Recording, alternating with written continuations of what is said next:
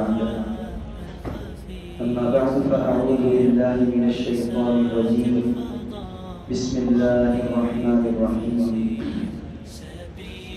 سبحان الذي أسرى بعبده ليلا من المسجد الحرام إلى المسجد الأقصى الذي باركنا حوله لنريه من آياتنا إنه هو السميع البصير صدق الله العظيم. اللهم صل على سيدنا محمد وعلى آله وبارك وسلم. اللهم صل على سيدنا محمد وعلى آله وبارك وسلم. اللهم صل على سيدنا محمد وعلى آله وبارك وسلم. میرے عزیز دوستو، اللہ رب العزت نے بہت احسان کا معاملہ فرمایا کہ ہمیں سب سے زیادہ پسندیدہ دین اسلام عطا فرمایا. سب سے زیادہ پسندیدہ امت محمدی میں بنایا اور پوری دنیا کی سب سے عظیم شان چیزوں سے ہمیں نوازا. قرآن کریم کتابوں میں سب سے اعلیٰ، نبی اکرم محمد عربی صلی اللہ علیہ وسلم تمام انبیاء کے سردار، امتوں میں آخری امت، سب سے بہترین امت، یہ سب اعزاز و اکرام سے اللہ رب العزت نے مجھے اور آپ کو نوازا. اب ہم اس کی قدر کریں یا ناقدری کر کے اللہ کے عذاب کے مستحق ٹھہریں، کہ ہمارے اختیار میں اللہ نے چھوڑ دیا. انسان بہت ساری چیزوں سے، اللہ کے احکامات سے منہ موڑتا ہے اور ذلت اور پستی کی گہرائیوں میں چلا جاتا ہے. اور اگر انسان صحیح معنوں میں اللہ کے احکامات پر عمل کرتا ہے تو اللہ اس کو عزتوں کی ان بلندیوں پر پہنچاتے ہیں کہ انسان کی وہم و گمان میں بھی نہ ہو.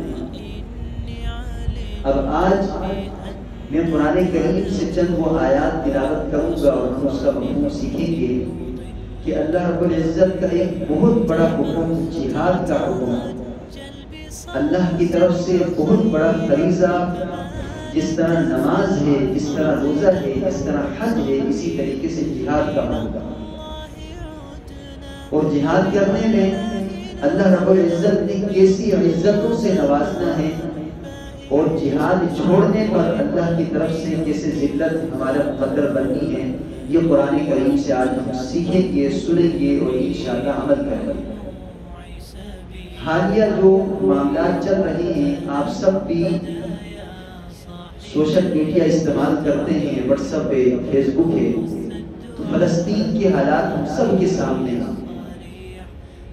مسجد اقصی بیت المقدس کے معاملات ہم سب کے سامنے ہیں. اس کا پس منظر میں بتاؤں، مجھ سے زیادہ آپ لوگ بہتر جانتے ہوں گے. مختصراً میں صرف اشارات کروں گا کہ مسجد اقصی مسلمانوں کا قبلہ اول ہے.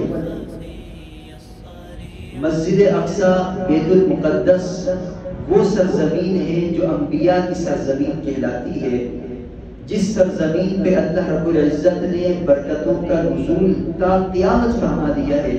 اب قرآن کریم سے سنیں کہ اللہ رب العزت مسجد اقصی کا تعارف کس طرح کرواتے ہیں. بسم اللہ الرحمن الرحیم. سبحان الذی اسرى بعبده ليلا من المسجد الحرام إلى المسجد الأقصى الذي باركنا حوله لنريه من آياتنا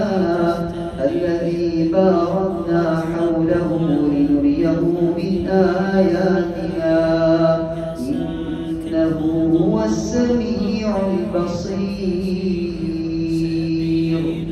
اللہ رب العزت اس آیت میں نبی اکرم صلی اللہ علیہ وسلم کے سفر معراج کو بیان کرواتے ہیں کہ کس طرح اللہ نے اپنے محبوب کو مکہ سے بیت المقدس بلایا، اور بیت المقدس سے پھر آسمانوں پر کس طرح اللہ نے بلایا، اور کن اعزاز و اکرام سے اللہ رب العزت نے نوازا. تو اس کا مختصر سا احوال اللہ رب العزت ذکر فرما رہے ہیں، جس میں اللہ نے مسجد اقصی کا بھی ذکر فرمایا کہ اللہ کے محبوب صلی اللہ علیہ وسلم مسجد حرام سے مسجد اقصی تک گئے، اللہ نے ان کو بلایا۔ کون سی مسجد اقصی؟ یہ وہ اہم جگہ ہے جس کا میں آج تعارف کروا رہا ہوں، الی المسجد الاقصی۔ اللہ رب العزت نے اپنے محبوب کو مسجد اقصی تک سفر کروایا، رات کے وقت میں سفر کروایا۔ الذی بارکنا حولہ، اللہ نے فرمایا وہ مسجد اقصی جس کے ارد گرد اللہ رب العزت نے برکت کو رکھ دیا، وہ سرزمین جس کے چاروں طرف اللہ رب العزت نے برکت کا نزول فرما دیا، برکت کو رکھ دیا، ہمیشہ ہمیشہ کے لیے برکت، تا قیامت یہاں کے لیے برکت ہے۔ اور پھر احادیث میں ہمیں اس کا آگے اور تفصیل ملتی ہے کہ اللہ کے نبی صلی اللہ علیہ وسلم نے کس طرح اس برکت کی تشریح فرمائی، کہ کس طرح اللہ رب العزت نے فلسطین کے لیے، کس طرح اللہ رب العزت نے مسجد اقصی کے چاروں اطراف کے لیے، وہاں کے باشندوں کے لیے برکتوں کا نزول فرمایا، بہادری کا نزول فرمایا کہ ان کے اندر جرأت اور بہادری۔ اور آج وہ ہم اپنے سامنے دیکھتے ہیں، بے شمار اسلامی ممالک ہیں، بے شمار اسلامی ممالک ہیں، ان کے پاس ہر طرح کی قوت ہے، لیکن یہودیوں سے لڑنے کے لیے کون آگے بڑھتے ہیں؟ وہ نہتے فلسطینی آگے بڑھتے ہیں جن کے پاس دنیاوی ساز و سامان نہیں ہے۔ ان کے پاس کیا ہے؟ ایمان کی قوت ہے، ان کے پاس کیا ہے؟ غیرت کی قوت ہے، ان کے پاس لا الہ الا اللہ محمد رسول اللہ کی طاقت ہے، ان کے پاس غیرت ایمانی ہے، اور وہ نہتے لڑ پڑتے ہیں، وہ نہتے آگے بڑھ جاتے ہیں۔ اور اسرائیلی کس طرح آتے ہیں اسرائیل کے اندر، فلسطین کے اندر؟ مجھ سے بہتر آپ حضرات اس کی تاریخ جانتے ہوں گے، تقریباً 1947 یا 46 کی بات ہے، جب اسرائیلیوں کو، یہودیوں کو کہیں پر کوئی ملک پناہ نہیں دے رہا تھا، فلسطینیوں نے ان کو پناہ دی، فلسطینیوں نے یہودیوں کو پناہ دی، اپنے ملک کے اندر ٹھہرایا، ان کو جگہ دی، ان کے ساتھ احسان کیا۔ اس کا بدلہ یہودیوں نے کیا کیا کہ آگے بڑھے، جگہ خریدی، قبضے کیے، قبضے کیے، بہت سارے معاملات کیے، کہیں پر جگہ کو خریدا، کہیں پر قبضہ کیا، کرتے آگے بڑھتے گئے، اور وہ دن آیا کہ انہوں نے مسجد اقصی پر دعویٰ کر دیا کہ ہماری زمین، بیت المقدس کے اوپر دعویٰ کر دیا کہ ہم یہاں پر ہیکل سلیمانی بنائیں گے، سلیمان علیہ السلام کی باقیات ہمارے مذہب کے اندر ہیں، ہم اس کو اپنا یہاں پر مذہبی جگہ بنائیں گے، اور انہوں نے عبادتیں شروع کر دی۔ احسان کا بدلہ اس انداز میں انہوں نے دیا کہ جن فلسطینیوں نے ان کے ساتھ احسان کیا کہ ان کو اپنے ملک کے اندر پناہ دی، اپنے ملک کے اندر سر چھپانے کی جگہ دی، اس وقت جب کوئی ملک ان یہودیوں کو قبول کرنے کو تیار نہیں تھا، ان کے ساتھ احسان کیا۔ آج اس کا بدلہ اس طرح دیتے ہیں کہ مسجد اقصی پر بھی قبضہ کرنا چاہتے ہیں، مسجد اقصی بیت المقدس پر بھی قبضہ کرتے ہیں، پورے فلسطین پر قبضہ کرنا چاہتے ہیں۔ اب ہم قرآن کریم کی ان آیات کو دیکھتے ہیں کہ جن میں اللہ رب العزت نے جہاد کے فریضے کو ذکر فرمایا، اور جہاد کا فریضہ ایسی جگہوں کے لیے کہ جہاں پر کفار اپنی حدود سے بڑھنے لگے۔ ہمارے اساتذہ کیا مثال دیتے ہیں؟ ہمارے اساتذہ مثال دیتے ہیں، بہت آسان ہے، میں اکثر کوشش کرتا ہوں کہ عام فہم باتیں کروں جو مجھے سمجھانا اور آپ کو سمجھنا آسان ہو۔ جہاد کا اگر ہمیں فلسفہ ایسے سمجھ میں نہ آئے تو اس کا سمجھنا بہت آسان ہے۔ جہاد کیوں ہے اور کیا ہے جہاد؟ ہمارے جسم کے اندر پھوڑا نکل جائے اور وہ کینسر کی یا کوئی بہت زیادہ خطرناک شکل و صورت اختیار کر لے تو ہم ڈاکٹر کے پاس اس کے علاج کے لیے جاتے ہیں، ہم پیسہ لگاتے ہیں، ہم فیسیں بھرتے ہیں، ڈاکٹر کے پاس علاج کے لیے جاتے ہیں۔ ڈاکٹر یہ کہتا ہے کہ دوا سے، ڈرپ سے، انجیکشن سے یہ آپ کا زخم، یہ آپ کا پھوڑا، یہ آپ کی کھانسی درست نہیں ہوگی، ہمیں اس کا آپریشن کر کے اس پوری جگہ کو کاٹ کر نکال کر پھینکنا ہوگا، تب آپ کا باقی جسم محفوظ رہے گا، سلامت رہے گا۔ اگر ہم ایسا نہ کریں، ہم رحم دلی کریں اور اس کو چھوڑ دیں تو یہ بڑھے گا، پھیلتا پورے جسم میں پھیل جائے گا اور آپ کے پورے جسم کو موت کے منہ کے اندر دھکیل دے گا۔ ہم ڈاکٹر کی بات مانتے ہیں، وہ کہتے ہیں 5 لاکھ روپے لاؤ اسپتال میں جمع کرواؤ، فیس ہم جا کر 5 لاکھ روپے جمع کرواتے ہیں، ہم 10 لاکھ روپے جمع کرواتے ہیں، ہم کہتے ہیں ڈاکٹر صاحب اس کو کاٹ دیں، یہ جو ناسور ہمارے جسم کے اندر پھیل رہا ہے اس کو نکال کر پھینک دیں، اس کو نکال کر پھینک دیں۔ وہ ڈاکٹر ہمارے ساتھ احسان کرتا ہے، ہم اس کو فیس بھرتے ہیں، ہم اس کو غلط نہیں سمجھتے کہ وہ ہمارے جسم کے حصے کو کاٹ کر نکال کر پھینک رہا ہے۔ بالکل یہی فلسفہ جہاد کا ہے کہ اللہ کی سرزمین میں، اللہ کے بندوں میں اگر کوئی ایسے ناسور ہوتے ہیں تو اللہ کی طرف سے پھر حکم یہ آتا ہے کہ ایسے بندوں کے ساتھ جہاد کرو، قتال کرو، ان کو قتل کرو، ان کو مار دو، ان کو مار کر کاٹ کر پھینک دو۔ ان کے لیے اللہ کے نظام کے اندر، اللہ کے قانون کے اندر کوئی نرمی نہیں۔ آج فلسطین یہی کر رہے ہیں، یہودیوں کے ساتھ جو جنگ کر رہے ہیں وہ یہی جہاد ہے، وہ یہی قتال ہے جس کے اندر کو عزت نے حکم دیا۔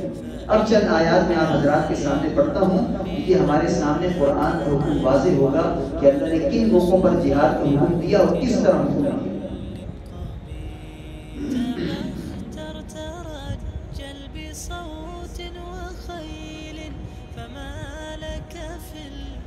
سورہ توبہ کی چند آیات ہیں۔ سورہ توبہ کے اندر اللہ رب العزت نے جہاد کی بہت وضاحت سے چند آیات ذکر فرمائی اور بہت کھلا اللہ رب العزت نے اس کی ترغیب کی اور حکم دیا۔ اب یہ آیات سنیں۔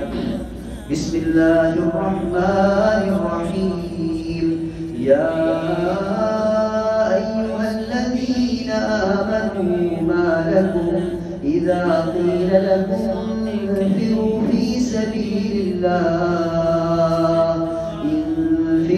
في سبيل الله اثاقلتم إلى الأرض أرضيتم بالحياة الدنيا من الآخرة فما متاع الحياة الدنيا في الآخرة إلا قليل يا أيها الذين آمنوا إيمان والو ما لكم اذا قیل لکم انفروا فی سبیل اللہ ما لکم، تمہیں کیا ہو گیا اے ایمان والو، تمہیں کیا ہو گیا کہ تم میرے اس حکم پر عمل نہیں کرتے۔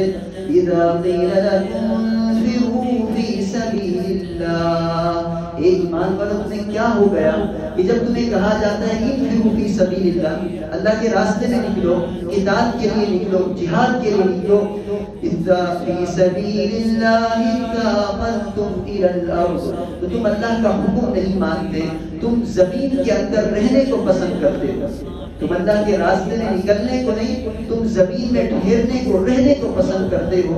ارضیتم بالحیات الدنیا من الآخرہ، کتنے پیارے انداز میں اللہ نے سمجھایا، کیا تم آخرت کو چھوڑ کے اس دنیا کی زندگی پر راضی اور خوش ہو گئے؟ کیا تم نے آخرت کو چھوڑ دیا؟ کیا اس دنیا کی زندگی پر تم راضی اور خوش ہو گئے؟ اس کی مثال بالکل اس طرح ہے کہ کسی چھوٹے بچے کے سامنے آپ جب دیکھ 150 روپے کے کھلونے رکھتے ہیں اور دوسری طرف ہیرے جواہرات رکھیں، ایسی قیمتی چیزیں رکھیں کہ دنیا کا ہر عقل مند شخص اس کے پیچھے بھاگے، تو وہ بچہ اپنے بچپنے کے اندر جب کھلونے کی طرف ہاتھ بڑھائے گا تو اس کا باپ یا ماں قریب نہ بولے کہ اوہ کیا تنقید کرتا ہے، کیسی بیوقوفی کرتا ہے کہ چند ٹکے کی چیز کے پیچھے بھاگتا ہے، قیمتی چیز کو چھوڑ دیتا ہے۔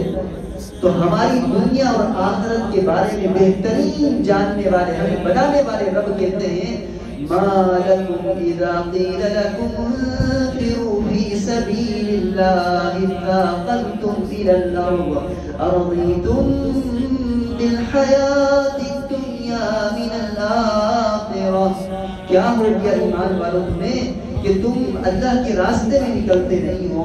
جب تمہیں کہا جاتا ہے تم آخرت کو چھوڑ کے دنیا کی حقیر سی زندگی کے پیچھے راضی ہو گئے۔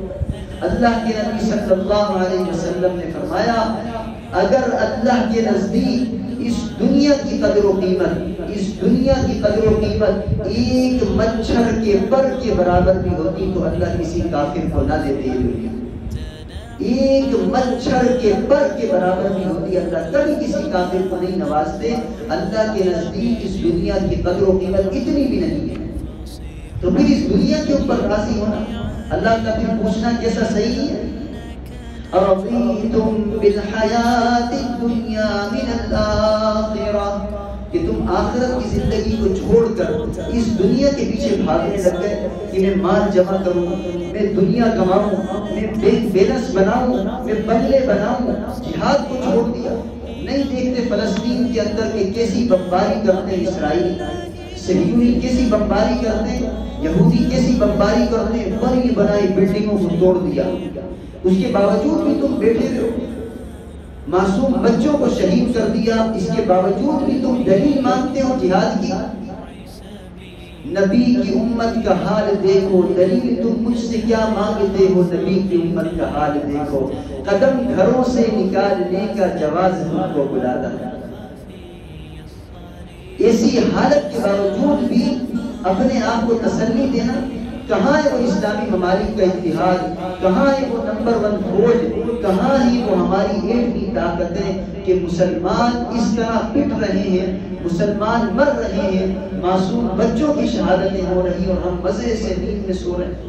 ہمیں کرکٹ کے میچوں کی پڑی ہوئی ہو کہ کون جیتا کون ہارا، یہ ہماری ایمانی غیرت ہے۔ ایسے نہیں چلے گا۔ اللہ رب العزت کی طرف سے کل قیامت کے دن ضرور سوال ہوگا۔ ایک اور موقع پر دیکھیں، اسی جگہ کی ایک آیت کو ذکر کرتا ہوں۔ اللہ رب العزت فرماتے ہیں إِلَّا تَنْفِرُوا يُعَذِّبْكُمْ عَذَابًا أَلِيمًا، اگر تم نہیں نکلو گے اللہ کے راستے میں تو اللہ بہت دردناک عذاب تمہیں دے گا۔ وَيَسْتَبْدِلْ قَوْمًا غَيْرَكُمْ وَلَا تَضُرُّوهُ شَيْئًا، اور تم بطور قوم پھر اللہ کو پسند بھی نہیں ہو، پھر بطور قوم تم اللہ کے نزدیک کوئی پسند نہیں ہو، اللہ تمہیں تبدیل کر دے گا، کوئی اور قوم تمہاری جگہ لے کر آ جائے گا جو اللہ کے احکامات پر عمل کرے گی۔ وَلَا تَضُرُّوهُ شَيْئًا وَاللَّهُ عَلَى كُلِّ شَيْءٍ قَدِيرٌ۔ پھر آگے دیکھیں، انفروا خفافا وثقالا وجاهدوا بأموالكم وأنفسكم في سبيل الله۔ یہاں پہ اللہ نے حکم دیا انفروا خفافا وثقالا، ہلکے ہو یا بوجھل، تمہارے پاس ساز و سامان ہے یا نہیں ہے، تمہارے پاس اسلحہ ہے یا نہیں ہے، انفروا نکل جاؤ اللہ کے راستے میں، وَجَاهِدُوا بِأَمْوَالِكُمْ وَأَنفُسِكُمْ، اپنے مال و دولت کے ذریعے، اپنی جانوں کے ذریعے اللہ کے راستے میں جہاد کرو۔ ذَلِكُمْ خَيْرٌ لَكُمْ إِن كُنتُمْ تَعْلَمُونَ، یہ تمہارے لیے بہت بہتر ہے، کاش کہ تم اس بات کو سمجھتے، اس بات کو جانتے۔ اب فلسطینیوں کے بارے میں دیکھیں اللہ رب العزت کیا فرماتے ہیں، الذين قال لهم الناس إن الناس قد جمعوا لكم فاخشوهم فزادهم إيمانا وقالوا حسبنا الله ونعم الوكيل۔ ہم پاکستان میں بیٹھے ہیں، ہمیں حیرت ہوتی ہے نا کہ فلسطینی چند ایک ہیں، معصوم ہیں، نہتے ہیں، کچھ نہیں ان کے پاس، مقابلے میں یہودی ہیں، پورا کفر کا ملا ہوا ہے۔ ان کے ساتھ امریکہ نے اعلان کر دیا کہ میں بھی ان کا حمایتی ہوں۔ امریکہ، نیٹو، اگرم شگرم جتنے کفار کے ممالک ہیں وہ سب یہودیوں کے ساتھ جڑنے کا، ان کے ساتھ مدد کا، ان کے ساتھ تعاون کا اعلان کرتے ہیں۔ تو اللہ رب العزت نے اس کے بارے میں کیا کہا، الذین قال لهم الناس الناس قد جمعوا لكم فاخشوهم، اللہ نے فرمایا مفہوم ذکر کروں گا، بیانی وہی الفاظ ترجمے کے لیے مفہوم ذکر کروں گا میرے اور آپ کے سمجھنے میں آسانی ہو۔ الذین، اللہ نے کہا میرے چند دیوانے ایسے ہیں جو اس دور میں ہمیں فلسطینیوں کی صورت میں نظر آتے ہیں۔ اللہ نے فرمایا میرے چند دیوانے ایسے ہیں، الذین قال لهم الناس ان الناس قد جمعوا لكم، میرے چند دیوانے ایسے ہیں کہ لوگ کو ڈرانے کے لیے، ان کی ہمتوں کو ختم کرنے کے لیے، ان کے عزائم کو مسمار کرنے کے لیے کہتے ہیں کہ تمہارے خلاف بہت بڑے بڑے لشکر جمع ہو رہے ہیں، تمہارے خلاف بہت بڑے بڑے لشکر جمع ہو رہے ہیں۔ یہ میڈیا کیا کرتا ہے؟ کہ فلسطینیوں کو یہی کہہ رہے ہیں کہ تمہارے خلاف صرف اسرائیل نہیں، اس کے ساتھ امریکہ بھی ہے، اس کے ساتھ برطانیہ بھی ہے، اس کے ساتھ فلانا بھی ہے، اس کے ساتھ فلانا بھی ہے۔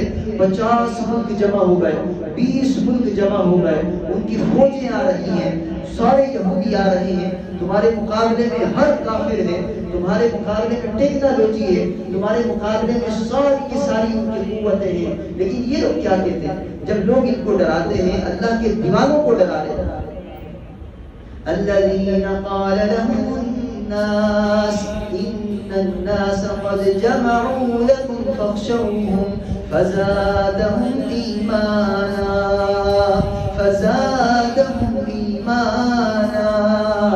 اللہ کے دیوانے ایسے ہیں کہ اس بات سے ان کے اندر ڈر خوف نہیں آتا، ان کا ایمان اور بڑھ جاتا ہے، اور ایمان بڑھ جاتا ہے، اور ایمان بڑھ جاتا ہے، اللہ پر اور ایمان بڑھ جاتا ہے۔ ایسے دیوانے وَقَالُوا حَسْبُنَا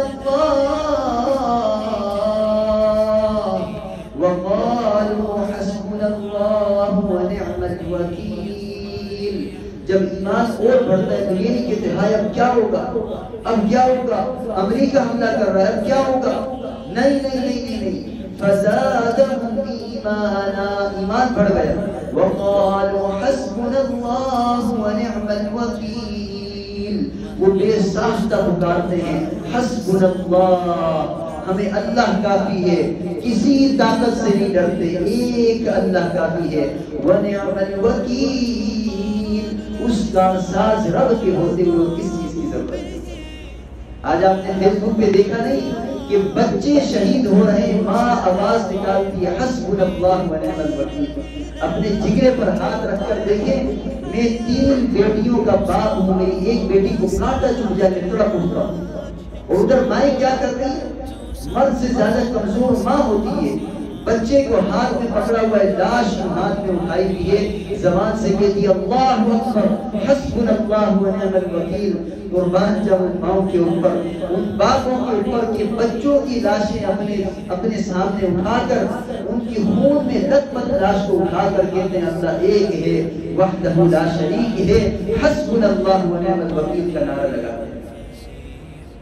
کتنی مائیں اس میں، کتنے باپ ایسے، کتنوں کی بیویاں شہید ہو گئی۔ اس دن ویڈیو آئی کہ بیوی ڈاکٹر ہے، اس کا شوہر شہید ہوا، وہ اللہ اکبر کا نعرہ لگاتے ہوئے جاتی ہے، اپنی بیٹی کو اپنے سینے سے لگاتی ہے کہ بیٹی تیرا باپ شہید ہے، بیٹی تیرا باپ اللہ کے راستے میں شہید ہو گیا۔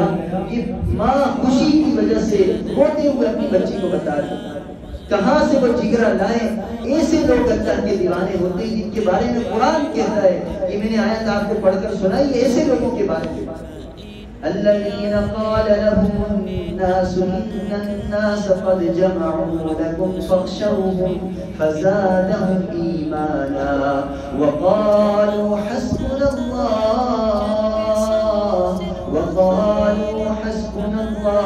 ونعم الوكيل۔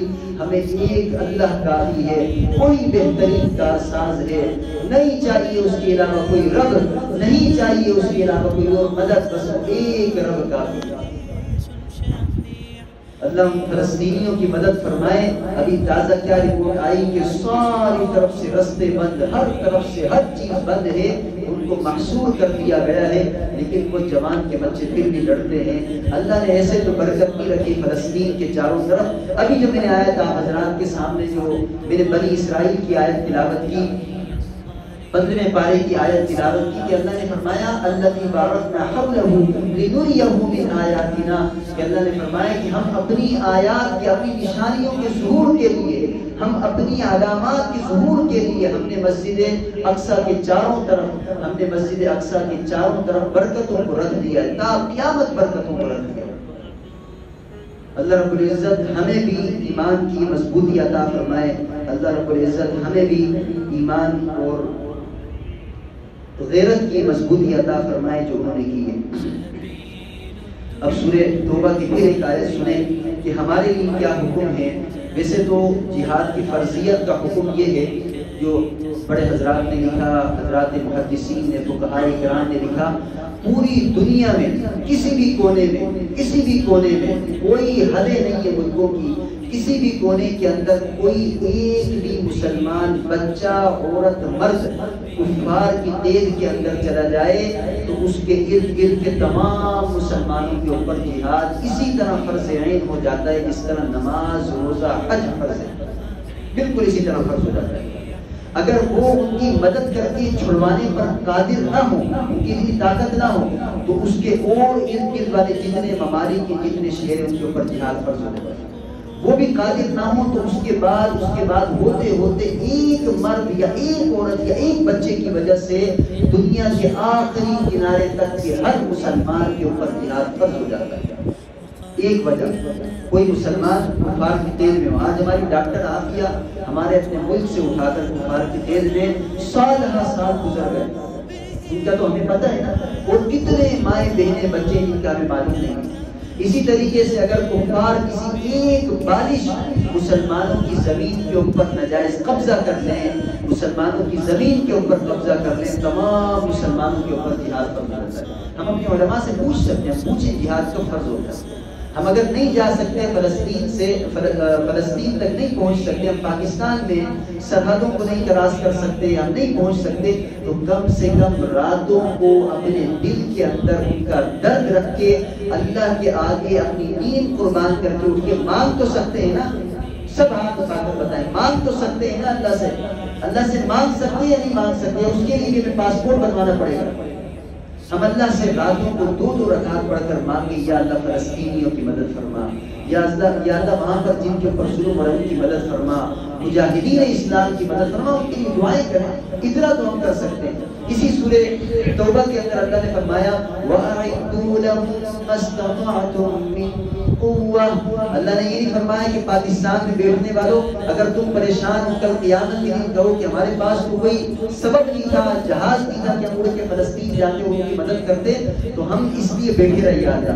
اللہ نے فرمایا نہیں، ایسے نہیں ہوگا، ایسے نہیں چلے گا۔ اللہ نے قرآن میں کہہ دیا وَأَعِدُّوا لَهُم مَّا اسْتَطَعْتُم مِّن قُوَّةٍ وَأَعِدُّوا لَهُم مَّا اسْتَطَعْتُم مِّن قُوَّةٍ۔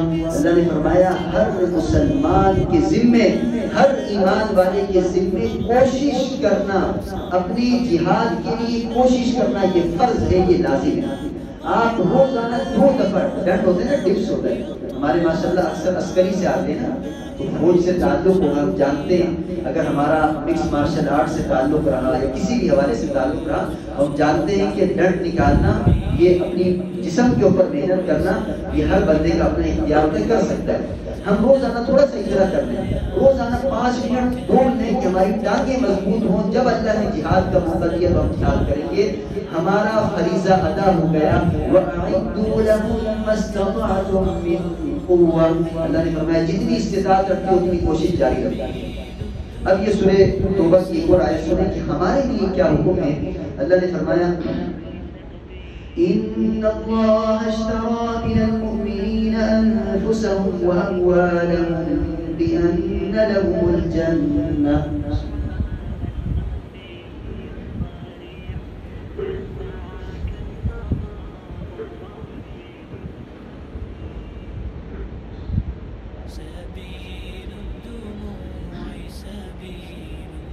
سورہ توبہ کی 11ویں سپارے کی آیت ہے إِنَّ اللَّهَ اشْتَرَىٰ مِنَ الْمُؤْمِنِينَ أَنفُسَهُمْ وَأَمْوَالَهُمْ۔